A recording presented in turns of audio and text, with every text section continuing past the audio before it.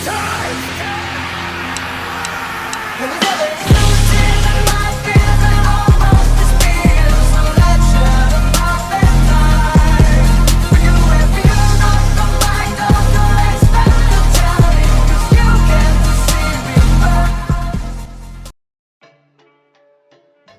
Last episode में जैसे कि हमने देखा था कि वो जासूस होता है जो वो लूशू की तरफ पेपर बॉम्ब फेंकता है। इस एपिसोड में दिखाया जाता है कि लूशू उस जगह पे था ही नहीं जहाँ पे पेपर बॉम्ब फेंका गया था। वो स्पाई फिर से लूशू पे हमला करने के लिए तैयार रहता है कि उतने में ही लूशू जोर जोर से चिल्लाते हुए बोलने लगता है कि तुम यहाँ पे खड़े क्या कर रहे हो, क्या तुम अकेले इन्फॉर्मेशन लेना चाहते हो। सब लोग लूशू की आवाज़ सुन के जाग जाते हैं और जैसे ही श्याओ के कान में ये बातें पहुँचती हैं वो उस जासूस को उसी वक्त ख़त्म कर देता है। फिर ये शाह सबको बोलता है कि मैंने तुम लोगों को इसलिए आज आराम करने को कहा था ताकि वो जासूस हमसे पहले मौका देख के फॉर्मेशन लेने चले जाए। ग्रे बाल वाला खुश होकर बोलता है कि अच्छा ये सब प्लान तुमने पहले ही बना लिया था। लूशू ई शाह को बोलता है कि क्या हमें इस जासूस को ज़िंदा नहीं रखना चाहिए था ताकि हम इससे कुछ सवाल कर पाते। ई शाह वहाँ से चले जाता है और जोंग यूटांग को बोलता है कि वो लूशू और शाओ कुंगसी के अलावा बाकी सभी बच्चों के साथ यहीं पर रुके और उनको प्रोटेक्ट करे और देखे कि नेटवर्क में से कौन मिसिंग है। जोंग यूटांग बोलता है हाँ ठीक है और ई शाओ से बोलता है कि मैं बस एक चीज़ सोच रहा हूँ कि तुम आगे से जो भी प्लान बनाओगे मुझे बताओगे, है ना। ई शाओ उसकी तरफ देखता है और आँख मारता है और वहाँ से चले जाता है। फिर सीन शिफ्ट हो जाता है और दिखाया जाता है कि सभी हेवनली नेटवर्क्स के मेंबर्स और बाकी लोग लाइन से खड़े हुए होते हैं। उसमें लूशू और शाओ कुंगसी भी होते हैं। जोंग यूटांग सबको बोलता है ये बहुत मुश्किल सफ़र है, सभी लोग अपनी जान बचाने की कोशिश करना और फॉर्मेशन के बारे में सोचना कि वो हमारे लिए कितनी इंपॉर्टेंट है। और आगे कंटिन्यू करते बोलता है कि ये शाओ तुम सब लोगों से बहुत ताकतवर है, कभी कभार वो अपनी हद पार कर देता है लेकिन तुम लोगों को उसकी तरह नहीं करना है, तुम लोग सावधानी से कोई भी एक्शन लेना। सीन शिफ्ट होता है, लूशू अपने जेवरों को निहार रहा होता है। ये शाओ उसके पास जाता है और बोलता है तुम इतनी सारी घड़ी पहन के थक गए होगे। लूशू बोलता है नहीं। ईशा बोलता है तो फिर ये चेन ही मुझे दे दो, मैं तुम्हारा बोझ थोड़ा कम कर देता हूँ। लूशू उसकी तरफ घूर के देखता है तो ईशा चुप हो जाता है। फिर थोड़ी देर में वो बोलता है चलो एक डील करते हैं। लूशू बोलता है कैसी डील। ईशा बोलता है तुमने तो अभी से रूइन में इतनी सारी कमाई कर ली है, फ्यूचर में तो और भी ज़्यादा रूइंस खोलेंगे, तब सोचो तुम्हें कितना फ़ायदा होगा। लेकिन एक डिओयन क्लास का स्टूडेंट रूइन में एंटर नहीं कर सकता है, लेकिन मैं ली ही शाओ कोई भी रूइन में एंटर कर सकता है। लूशू सोचता है कि ये बस मेरी कमाई से जेलस हो रहा है। ईशा बोलता है तो क्या तुम ये डील करना चाहोगे, इसमें 90% मेरा और 10% तुम्हारा। लूशू बोलता है क्यों ना हम 50-50 करें। ईशा मना कर देता है और बोलता है तुम मेरे बिना रूइंस में नहीं जा पाओगे। लूशू बोलता है मैंने ऑलरेडी बहुत कमा लिया है और मैं ज़्यादा रिस्क क्यों लूँ। ईशा बोलता है चलो ठीक है हम 50-50 कर लेते हैं। और फिर बोलता है अब तो हम पार्टनर्स हैं ना, तो क्या एक गोल्ड चैन मैं ले सकता हूँ। लूशू मना करके वहाँ से चले जाता है। सीन शिफ्ट होता है और सभी लोग रूइंस में जाने के लिए रेडी होते हैं। एक लड़की अपने पावर से रूइंस में जाने के लिए सीढ़ियाँ बना देती है। सभी लोग उन सीढ़ियों से रूइन के अंदर जा रहे होते हैं। लूशू सोचता है कि उसे तो लगा था रूइन के अंदर अंधेरा होगा लेकिन यहाँ तो लाइट्स हैं। तभी वहाँ पे बहुत तेज़ आवाज़ आती है और अचानक से लूशू के सीने में एक लाइट चमकने लगती है। सभी लोग फिर आगे बढ़ने लगते हैं। उन लोगों को वो सारे जासूस दिखते हैं जो कि एक गोला बना के बैठे हुए होते हैं। एक जासूस उनके बीच में बैठा होता है। ई शाओ एक जासूस को हिला के देखता है और वो नीचे गिर जाता है। ई शाओ बोलता है इन लोगों ने खुद को मारने के लिए अपने मैजिक का इस्तेमाल किया होगा, ये लोग मर चुके हैं, इन लोगों को यहीं छोड़ दो। और वो लोग फिर आगे बढ़ने लगते हैं। उनके सामने एक गुफा होती है जो खुद ब खुद खुल जाती है और जैसे ही सभी लोग उसमें एंटर करते हैं वैसे ही वो गुफा बंद हो जाती है। थोड़ी देर में वहाँ पे बहुत सारे भूत आ जाते हैं। ईशा अपनी पावर से बहुत सारे भूतों को मार देता है लेकिन वहाँ पे और भी बहुत सारे होते हैं। एक भूत जीफी पे अटैक कर देता है लेकिन वो अपने हाथ से उसे हमला करने से रोक देता है। फिर वो उसको एक पंच मार के ख़त्म कर देता है और फिर बाकी सभी लोगों को बोलता है कि ये सब ज़्यादा ताकतवर नहीं है, ये लोग बस नंबर्स में ज़्यादा हैं। तो फिर सभी लोग उन भूतों पर हमला करने लगते हैं। एक भूत लूशू के पास आता है। लूशू के अंदर से एक लाइट चमकती है और वो भूत वहाँ से डर के भाग जाता है। लूशू सोचता है कि क्या मैं इतना ताकतवर हूँ कि ये मेरे से डर के भाग गया। लूशू को ये देख के गुस्सा आ रहा होता है कि उस पर कोई भी भूत अटैक नहीं कर रहा है लेकिन बाकी सब पे अटैक कर रहे हैं। एक भूत जीफी पे अटैक करने वाला होता है। जीफी कुछ करता उससे पहले लूशू उसके पीछे से आके उस भूत को मार देता है और फिर भूतों को मारने लगता है। जीफी ये सब देख के हैरान रह जाता है।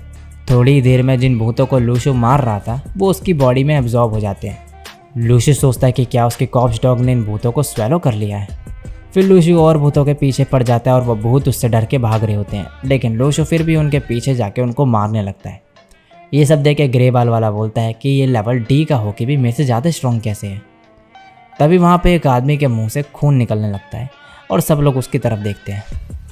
वहाँ पे उस आदमी के पीछे वही जासूस होता है जो कि उस गोले में सबसे बीच में बैठा था। लूशु से देख के सोच रहा होता है कि इन लोगों ने ज़रूर कोई ईवल रिचुअल की होगी और इस आदमी ने ऐसा बनने के लिए बाकी जासूसों की एनर्जी एब्जॉर्ब कर ली होगी। ईशाओ को ये सब देख के गुस्सा आता है और वो अपने फुल पावर्स का इस्तेमाल करके सभी भूतों को एक ही झटके में मार देता है। फिर वो ग्रे बाल वाले से पूछता है कि यहाँ पे क्या हो रहा है। ग्रे बाल वाला बोलता है कि वो वही जासूस है जो बीच में बैठा था और उसका नाम ज़ियाओ हैपिंग है और उसका लेवल पहले डी था, लेकिन ये अब एक एनर्जी शेडो बन चुका है और अब ये लेवल सी का हो गया है। शंजी ऑर्गेनाइजेशन की इन्वेस्टिगेशन से हमने पता लगाया है कि ये लोग एंटी पार्टिकल्स एनर्जी की स्टडी कर रहे थे और यह एनर्जी किसी भी पर्सन के मरने के बाद कुछ टाइम तक रहती है, तो वो दूसरों के मरने के बाद उनकी एनर्जी एब्जॉर्ब करके अपनी पावर्स बढ़ा सकते हैं। ईशिया बोलता तो अब हमें क्या करना चाहिए, क्या हम उस जासूस को मार दें। लूशु सोच रहा होता है कि ये बिल्कुल चायू की एबिलिटी जैसा है, बस फ़र्क इतना है कि उस जासूस ने अपने आप को एक भूत में बदल लिया है, जबकि शायू सिर्फ एक डेड बीइंग की एनर्जी एक टाइम पे एब्जॉर्ब कर सकती है। तभी लूशु के अंदर लेफ्ट साइड की तरफ लाइट चमक रही होती है। लूशु सोचता है कि उसको चेक करना चाहिए कि उसके लेफ्ट साइड में कोई है कि नहीं और अपना भाला लेफ्ट साइड में ऐसी हवा में चला देता है, लेकिन वह भाला ज़ियाओ हैपिंग के मुंह पे जाके लगता है और सभी उसकी आवाज़ सुन के लूशु के पास आ जाते हैं और ये शाओ लूशु से पूछता है कि उसको ज़ियाओ की डायरेक्शन के बारे में कैसे पता चला। लूशु बोलता है कि मुझे कुछ नहीं पता है, मैंने बस ऐसे उस डायरेक्शन में भाला मार दिया था, लेकिन ये शाओ यकीन नहीं करता है। लूशु बोलता रुको मैं तुम्हें दिखाता हूँ कि मैं सच बोल रहा हूँ, और फिर वो ये शाओ को कोई भी रैंडम डायरेक्शन में हमला करने को कहता है और ये शाओ वैसा ही करता है। वो जैसे ही हमला करता है वो सीधे ज़ियाओ को जाके लगता है। लूशु खुद शॉक्ड रह जाता है कि उसका तुक्का इस बार सही निकला और खुद पे प्राउड फील करने लगता है। ईशा बोलता है तो मुझे और डायरेक्शंस बताओ। लूशु 2-3 बार कोई भी डायरेक्शन बता देता है, तब जाके सबको यकीन होता है कि लूशु उस स्पाई की प्रेजेंस को सेंस नहीं कर सकता है। तभी सब लोगों की नज़र कैसल के दरवाजे की तरफ जाती है जो कि खुद खुल जाता है और उसमें से ढेर सारे ज़ॉम्बीज़ निकलने लगते हैं। घोड़े पे सवार उन ज़ॉम्बीज़ का लीडर, जिसके पास एक बड़ा सा भाला होता है, वो बोलता है तुम लोगों की मेरे कैसल में घुसने की हिम्मत कैसे हुई, पर अब तुम लोग आ ही गए हो तो कोई बात नहीं। ईशा हंसते हुए बोलता है अगर तुम हमें यहाँ रुकने की इजाज़त दे रहे हो तो मुझे ये जानना है कि इस कैसल के अंदर है क्या। और धीरे से बाकी हेमेली नेटवर्क्स को कहता है कि तुम लोग इस पे हमला मत करना, इसे तुम मुझ पे छोड़ दो। और बोलता है कि मुझे लगता है कि जो भाला उस ज़ॉम्बी के हाथ में वही फॉर्मेशन आई है, अगर मैं उसे ज़ॉम्बी से ले लूँगा तो यह रूम डिसअपीयर हो जाएगी। कुछ ही सेकंड में ईशा टेलीपोर्ट होकर ज़ॉम्बीज़ के लीडर के ऊपर हमला करता है और फिर उन दोनों की लड़ाई होने लगती है। दोनों एक दूसरे को बराबर की टक्कर दे रहे होते हैं। उस दौरान उस ज़ॉम्बी का घोड़ा मर जाता है। फिर ज़ॉम्बीज़ और हेवनली नेटवर्क्स आपस में लड़ने लगते हैं और लूशु भी अपने भाले से ज़ॉम्बीज़ को मार रहा होता है कि तभी एक ज़ॉम्बी लूशु पे पीछे तीर चला देता है, लेकिन शाओ कुंगशी उसे बचा लेती है और ज़ॉम्बीज़ को मारने लगती है। एक और ज़ॉम्बी लूशु की तरफ भाग के आ रहा होता है, लेकिन लूशु के सीने में जो लाइट जल रही होती है उसे देख के उल्टे पाँव वापस भाग जाता है। लूशु सोचता है कि अब तो मेरे को किसी को मारने की भी ज़रूरत नहीं है, मैं अपने कॉप स्टॉक की वजह से ताकतवर बन चुका हूँ। बाकी सभी लोग ज़ॉम्बी से लड़ रहे होते हैं। लूशु सोचता है कि क्या पता उसे कैसल के अंदर कुछ कीमती चीज़ मिल जाए, तो वो उसके अंदर जाने की सोचता है। लूशु कैसल के अंदर चले जाता है, वहाँ पे कोई भी नहीं होता। लूशु के अंदर से फिर से लाइट चमकती है। लूशु सोचता है कि अभी तो यहाँ पे कोई भी नहीं है, तो फिर कॉपस्टॉक इतना एक्साइटेड क्यों हो रहा है। फिर वो सोचता है कि कहीं ज़ियाओ मेरे से रिवेंज लेने की तो नहीं सोच रहा है। फिर लूशु आगे बढ़ने लगता है। वो एक दरवाज़ा खोलता है और उसके अंदर एंटर करता है।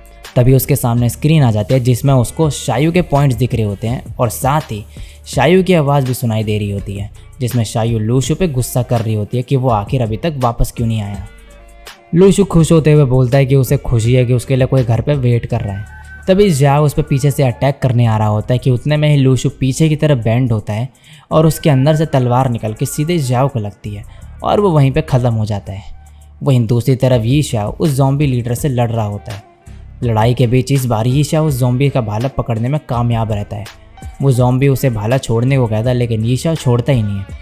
उस ज़ॉम्बी को गुस्सा आ जाता है और वो ईशाओ को ज़ोर ज़ोर से घुमाने लगता है, लेकिन ईशाओ भाला छोड़ने का नाम ही नहीं लेता। ये सब देख के वो ग्रे बाल वाला उनको देखते रह जाता है और तभी उसके पीछे एक ज़ॉम्बी उस पर अटैक कर देता है, लेकिन ज़ीफे उस ज़ॉम्बी को मार देता है और ग्रे बाल वाले से पूछता है कि उसको क्या हो गया है। ये अभी भी उन लोगों को घूमते हुए देख रहा होता है और बोलता है ये सीन जाना पहचाना लग रहा है। और सीन शिफ्ट हो जाता है। लूशू को दिखाया जाता है वो सीढ़ियाँ चढ़ रहा होता है। वहाँ पे एक दरवाज़ा होता है जिसमें सिटी सेंटर लिखा होता है। लूशू दरवाज़ा खोलने से पहले गिलहरी से बोलता है कि बाहर पे उन्हें कोई नहीं मिला तो ज़रूर इस दरवाजे के अंदर कोई डीमन होगा। और फिर लूशू दरवाज़ा खोलता है और तभी सीन शिफ्ट हो जाता है और यी शाओ और ज़ॉम्बी को लड़ते हुए दिखाया जाता है, जिसमें ज़ॉम्बी यी शाओ पे अटैक करता है और एपिसोड इसी के साथ यहीं पे एंड हो जाता है।